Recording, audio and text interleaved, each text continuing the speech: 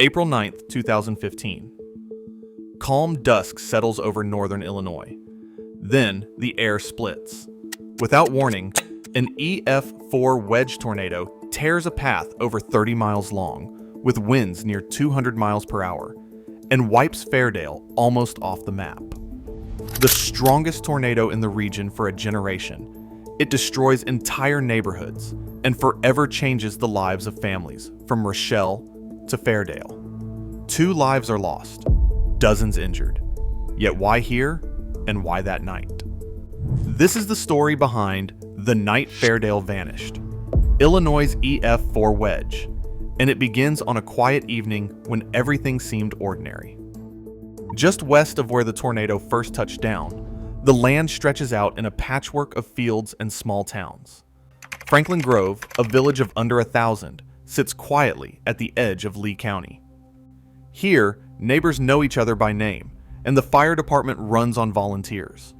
Most evenings, the hum of farm equipment winds down with the sun, and families settle into routines shaped by the rhythm of rural life. A few miles northeast, Rochelle stands as the region's economic anchor. With nearly 10,000 residents, it's the largest community in the tornado's path and home to Crest Foods, a sprawling plant that draws hundreds of workers from across Ogle and DeKalb counties. The city supports a full-time fire and police force, a community hospital, and a busy rail yard. Even so, much of Rochelle's edge blends into farmland, and the tornado's approach threatened both industry and homes at the town's fringe. Between these points, Hillcrest marks a crossroads more than a destination. Fewer than 1,300 people live here, most commuting to jobs in Rochelle or farming the surrounding acres.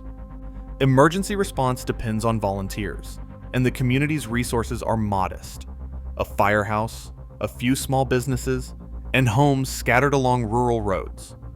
Further east, Fairdale barely registers as a dot, with about 150 residents. No school, no city hall, and not a single commercial building. It relies on neighboring towns for everything from fire protection to medical help. On April evenings, families gather in kitchens or living rooms, and any sign of trouble, whether a distant siren or a warning on a phone, spreads by word of mouth. The tornado's path would cross each of these places in turn, moving from west to east, testing the limits of their close-knit bonds and the thin emergency grid that holds them together. This corridor, stitched together by highways and rail lines, is more than a line on a map. It's a chain of communities where life depends on volunteer services, shared routines, and the kind of mutual reliance that only small towns know. On the night the Wedge tornado formed, every mile along this route carried its own risks.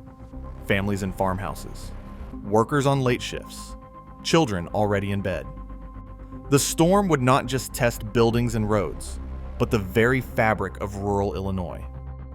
Twilight settled over the open fields of northern Illinois, bringing a familiar hush. Porch lights flickered on along gravel roads, and the last tractors rumbled back to barns, engines ticking as they cooled. In farmhouses, families cleared dinner plates, checked homework, or watched the local news, the day's work done. The scent of tilled earth drifted through open windows, mingling with the distant sound of a train passing through Rochelle. Children in Fairdale and Hillcrest finished their bedtime routines, their laughter muffled behind closed doors. In Rochelle, a few late shift workers headed for Crest Foods or the rail yard, while others lingered at neighborhood diners or gathered for a quiet drink. Across this landscape, the land itself offered little shelter. Most homes stood exposed, with only a basement or storm cellar as protection. The sky, streaked with the last light of day, gave no warning. Radios played softly in kitchens, and cell phones rested on countertops. For many, the evening felt no different from any other in early April, a time for winding down, not for worry. Emergency sirens, when they sounded, could be faint or far away, especially in places like Fairdale, where official warning systems were thin. News of trouble often traveled by word of mouth or through a neighbor's call. In these small towns, people relied on each other. A knock at the door or a message from down the road meant more than any distant broadcast. Routine held steady, even as the atmosphere quietly shifted. The stillness outside masked the tension building in the air. For now, the only movement was the breeze in the fields and the slow drift of headlights along county roads. In the quiet before the storm, life carried on as it always had, anchored by habit, shaped by the land, and trusting that tonight would be just another ordinary evening. On the morning of April 9th, 2015, meteorologists at the Storm Prediction Center took a hard look at the data streaming in over northern Illinois. By late morning, they issued a rare 10% hatch tornado risk, highlighting a broad swath of the state where conditions favored not just isolated funnels, but the possibility of strong, long-lived tornadoes. For weather professionals, this kind of outlook stands out. It means the ingredients are in place for something more than routine spring storms. Moisture, instability, and powerful winds twisting through the lowest miles of the atmosphere. By mid-afternoon, the language grew more urgent. A tornado watch went up across northern Illinois, covering cities and farmland alike. The watch warned of the potential for large, dangerous tornadoes, hail, and damaging winds. Local emergency managers and broadcasters took notice. In towns like Rochelle and Hillcrest, volunteer firefighters and police scanned the sky, checked radios, and braced for calls that might come in the next few hours. As the day wore on, the sky turned unsettled. By early evening, radar signatures sharpened. At 6:09 p.m., the National Weather Service issued the first tornado warning for Lee and Ogle counties. That warning carried a simple but urgent message: take cover now. For families scattered across farmhouses and small towns, the alert arrived by phone, radio, or television. Some heard sirens, others saw the warning flash across their screens. In places with no sirens, neighbors called or texted. The warning gave precious minutes for people to move to basements, grab shoes and flashlights, or gather loved ones. Behind the scenes, forecasters tracked the storm's every move. They watched for the telltale radar clues that would confirm a tornado on the ground. The sequence, hatched outlook, watch, then warning, unfolded with growing urgency. Each step narrowing the focus from a broad region to the very fields and neighborhoods soon to lie in the tornado's path. For those who paid attention, the alerts offered a head start. For others, the first sign of trouble was still to come. By early April, the ground across northern Illinois was already waking from winter. Warm, humid air streamed north from the Gulf of Mexico, soaking the lowest layers of the atmosphere with moisture. Meteorologists tracked dew points rising into the 60s, unusual for this far north, this early in the season. Above that, a powerful jet stream carved across the Midwest, tilting winds sharply with height. This twisting motion, known as wind shear, set the stage for rotating thunderstorms capable of lasting for hours. The combination was rare, but unmistakable. Moisture pooled at the surface, while winds a mile overhead raced from the southwest at nearly 80 miles per hour. The difference in both speed and direction between ground level and the upper atmosphere meant any thunderstorm that managed to form could organize quickly, tilting and spinning into a supercell. These storms are notorious for their ability to produce long-track tornadoes, ones that can carve a path across multiple counties without weakening. Late in the day, a sharp cold front pressed in from the west, forcing the warm, moist air upward. The atmosphere responded with explosive energy. Rising air currents, loaded with water vapor, began to twist as they met the changing winds aloft. Meteorologists watched as one storm, in particular, developed a persistent, rotating updraft, what they call a mesocyclone. This was the engine that would drive the tornado's strength and longevity, feeding off the perfect alignment of moisture and wind shear. In the hours before sunset, all the ingredients were in place. The air was unstable, the winds were primed to spin, and the land below offered little to slow the storm's progress. What began as a cluster of showers quickly organized into a single, dominant supercell, one with the potential to produce a violent, long-lived tornado. It was a textbook setup, the kind that meteorologists recognize immediately, but hope never to see realized over populated ground. Inside the National Weather Service office that evening, meteorologists watched their screens for more than just swirling colors. Dual polarization radar, a technology added to U.S. radars only a few years earlier, offered a new kind of evidence. A way to see not only rain and hail, but also the unmistakable traces of debris lofted by a tornado. As the supercell crossed north of Franklin Grove at 6:40 p.m., the radar's correlation coefficient, a measure of how uniform the particles in the air are, suddenly dropped. Where raindrops had once looked similar to the radar, now chunks of wood, shingles, and insulation tumbled through the beam, scattering the signal. This was a tornado debris signature, or TDS, and it appeared within moments of the first warning. For meteorologists, that drop in correlation coefficient was a real-time confirmation. It meant the tornado wasn't just a radar swirl or a spotter's report. It was tearing apart homes and trees, and the pieces were being carried thousands of feet into the sky. The TDS tracked closely with the tornado's path, first near Franklin Grove and then eastward, matching damage reports as they arrived by radio. Each new scan revealed the wedge's progress, the debris field growing as the tornado intensified near Rochelle and Hillcrest. The radar team called out updates, relaying the presence of a strong debris signature to emergency managers and broadcasters. For those in the path, this was more than a forecast. It was proof that the tornado was on the ground, doing real damage. The dual-pole radar gave communities minutes of extra warning, turning abstract alerts into urgent, actionable information. On April 9th, the science didn't just predict the storm, it exposed its reality as it happened, minute by minute. At 6:39 p.m., the tornado touched down northeast of Franklin Grove, carving its first scars into open fields and outbuildings.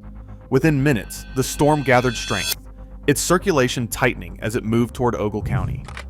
Early damage was scattered, sheet metal peeled from barns, small structures tossed into ditches, and power lines dropped across gravel roads. Crest Foods, a major employer near Ashton, took a glancing blow as the tornado's path widened. The plant's outbuildings were battered, and debris scattered across the property, but the main facility was spared a direct hit.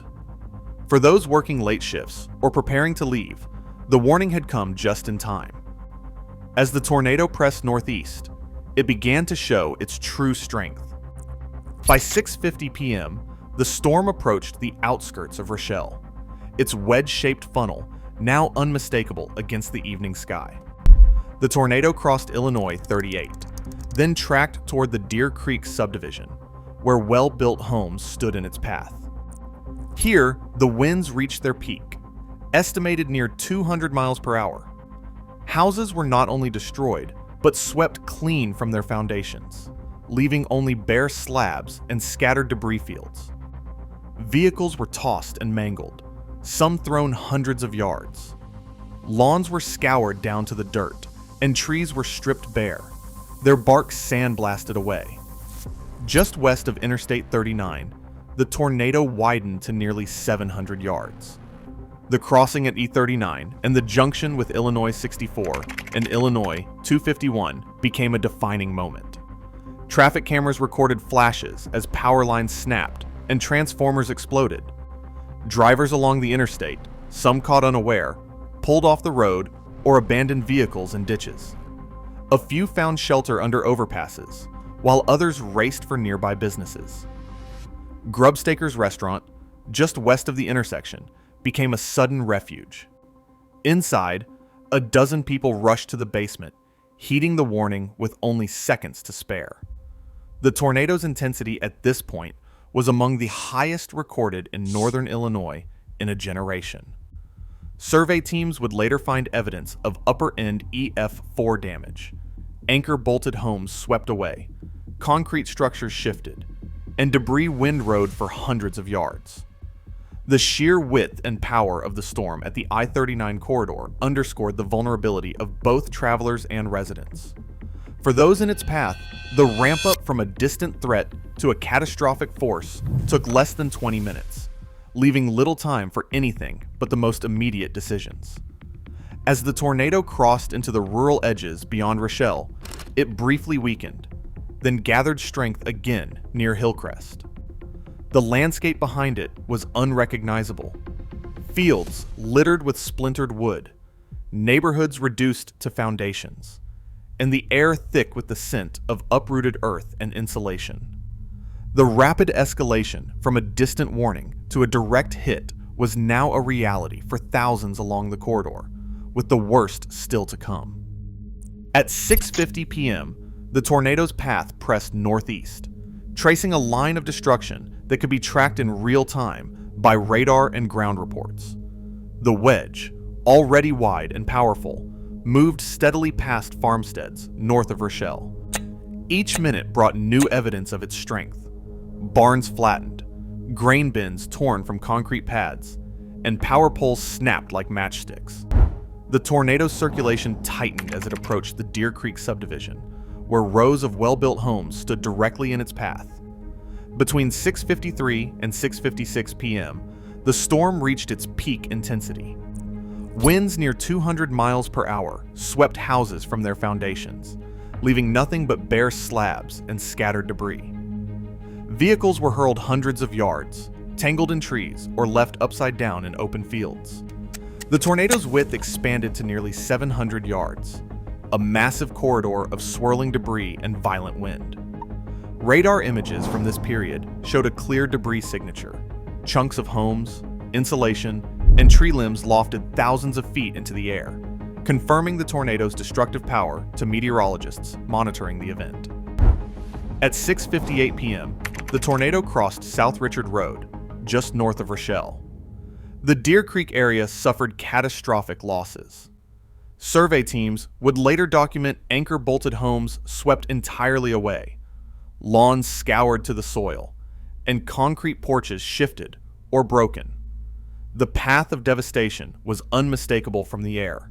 Wind-rode debris traced the tornado's route, marking where lives had changed in seconds.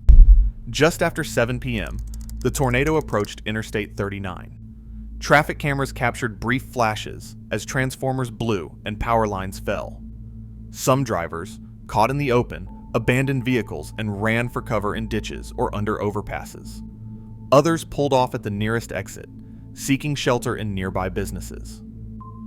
Grubstakers restaurant, perched west of the I-39 and Illinois 64 intersection, became a sudden sanctuary. Inside, 12 people rushed to the basement as the warning blared. The building above them was torn apart in moments, but the basement held, saving every life inside. By 7:05 p.m., the tornado pressed on, its strength undiminished as it skirted the north edge of Hillcrest. The landscape behind was transformed, neighborhoods reduced to foundations, farm fields littered with the remains of homes, and the air thick with the scent of splintered wood and earth. The radar's debris signature remained visible, tracking the tornado's eastward march. For those watching the screens, and for those in its path, each minute brought a new chapter of destruction. The storm's progress was relentless, its force measured not just in wind speed, but in the lives and landscapes forever altered along its route. Survey teams moved quickly after the tornado, documenting not just what was destroyed, but how it failed. In the Deer Creek subdivision, the foundations of several homes told a silent story. Some houses, built with anchor bolts meant to tie wood framing to concrete, were swept completely away.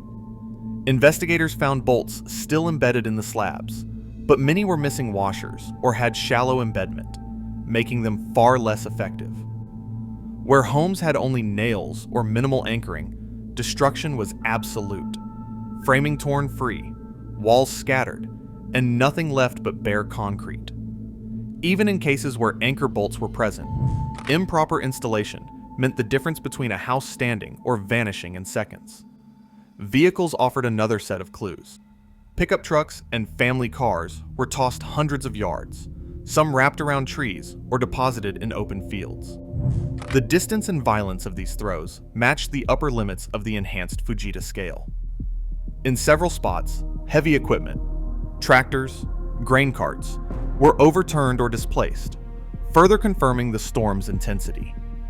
Concrete porches and steps, sometimes weighing several tons, were shifted or broken apart. The force needed to move these structures is immense, and their displacement pointed to wind speeds well above 170 miles per hour. Lawns in the worst hit areas were scoured down to bare soil, stripped of grass and topsoil in a pattern that tracked closely with the tornado's core. Engineers paid close attention to garages and entryways. Garage doors, often the weakest part of a house, failed in many cases. Once the door gave way, wind pressure built rapidly inside, blowing out walls and lifting roofs. Survey notes highlighted homes where the garage collapsed first, setting off a chain reaction that led to total structural failure. In other cases, corners of houses where framing was poorly connected, or where exterior walls met, were the first to give. These points of weakness determined whether a family had a basement to return to, or only a foundation. The path itself bore cycloidal scars, broad, looping ground marks left by the tornado's vortices. Debris was windrowed in long, parallel lines, showing how the storm's internal structure organized and deposited material. These patterns, visible from aerial surveys, matched the swirl of destruction on the ground and helped confirm the tornado's maximum width and changing strength. Field notes from structural engineers captured the consequences of every shortcut and oversight. Bolts without washers, nails instead of lag screws, unreinforced garage doors, and shallow foundations all contributed to catastrophic loss. The evidence was plain. Construction details, often hidden from view, shaped the outcome as much as the wind itself.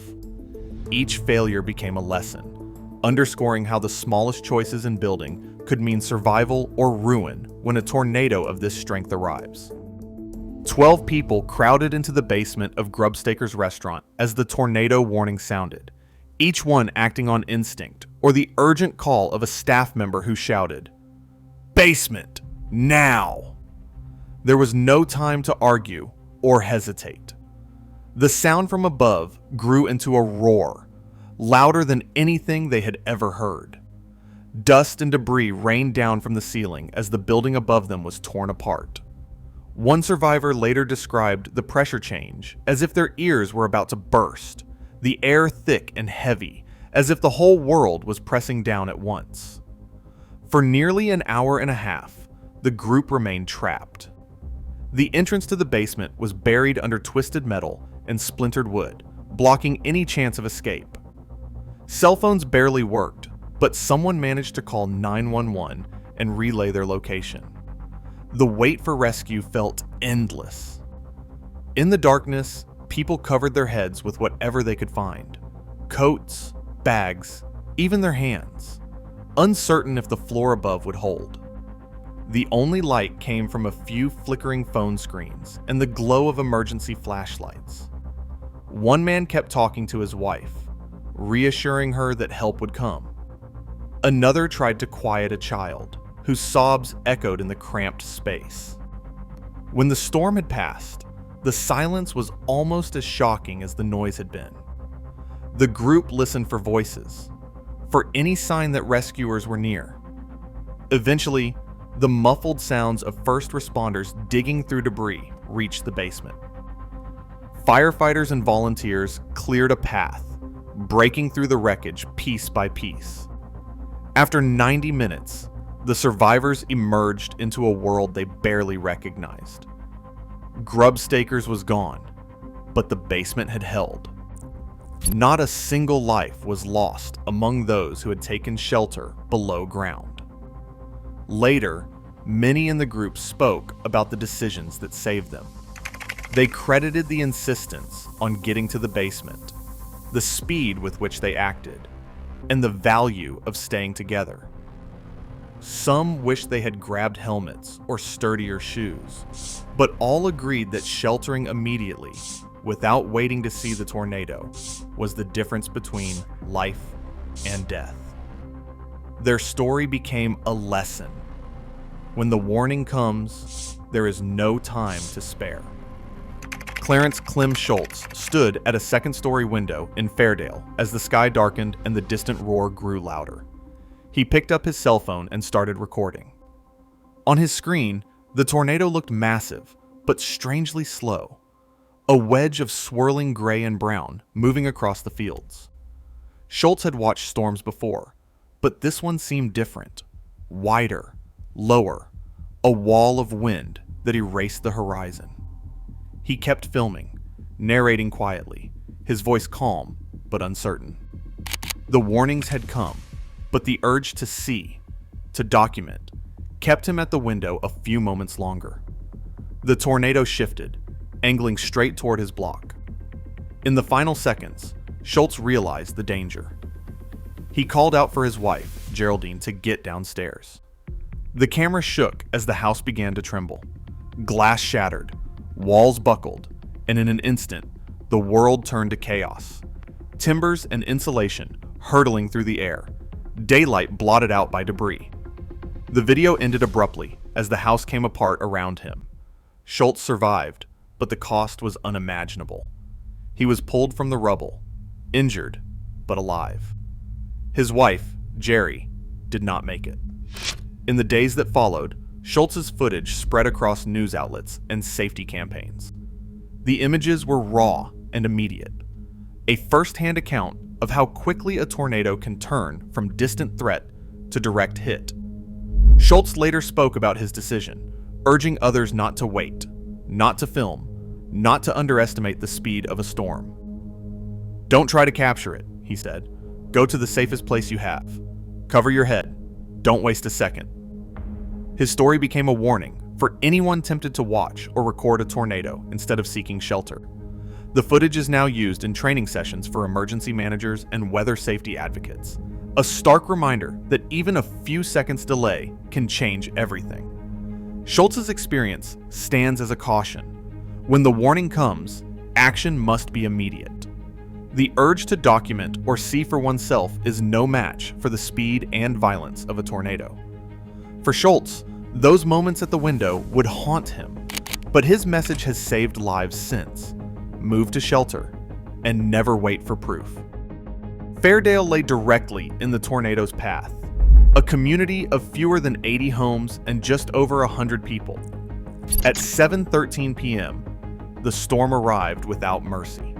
The entire town, every house, every outbuilding, every familiar marker, was battered, torn open, or swept away. 17 homes were reduced to bare foundations. All 71 structures in Fairdale suffered damage. Lawns were stripped to the soil, trees snapped and uprooted, vehicles tossed, and left crumpled in yards and ditches. The tornado's core, nearly as wide as the town itself, left a corridor of devastation so complete that even longtime residents struggled to find their bearings in the aftermath. Inside this destruction, 2 lives were lost. Geraldine Gary Schultz, age 67, had lived in Fairdale for decades. She was known for her kindness and her steady presence at church and community gatherings. Friends remember her as someone who never missed a birthday or a chance to help a neighbor in need. Jacqueline Closa, 69, was a fixture in the daily life of the town, a trusted friend, a source of quiet strength, and a loving family member. Both women were at home when the tornado struck.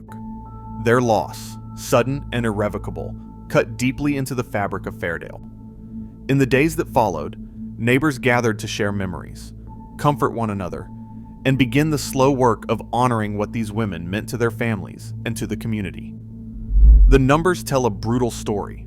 22 people injured, dozens left homeless, every family in Fairdale touched by loss or upheaval. But the statistics cannot account for the silence that settled over the town after the storm. The absence of voices, the empty spaces where homes once stood, the weight of grief carried by survivors. Memorials now stand near the heart of Fairdale, simple and unadorned, bearing the names of Gary Schultz and Jacqueline Closa. These markers are more than reminders of what was lost. They are promises that the memory of those who perished will remain at the center of the town's story. In Fairdale, the tornado did not just destroy buildings. It left behind a legacy of remembrance and a community determined to hold on to the names and lives that mattered most. On April 9, 2015, an EF4 tornado with winds near 200 miles per hour cut a 30.2-mile path across northern Illinois, the region's most powerful in 25 years. All 71 structures in Fairdale were damaged or destroyed, and 2 residents, Geraldine Schultz and Jacqueline Closa, lost their lives. The National Weather Service confirmed the tornado's strength using dual polarization radar and ground surveys, highlighting construction and sheltering choices that made the difference between survival and tragedy. While investigators documented the failures of anchoring and garage doors, some questions remain about the precise sequence of building collapses in Fairdale. Today, rebuilt homes and memorials stand as evidence of resilience, but the key lessons about early warnings, sheltering, and construction are confirmed by every survivor's account and every foundation left behind. For Northern Illinois, April 9th remains a factual reminder. Vigilance and preparedness save lives when the sky turns dark.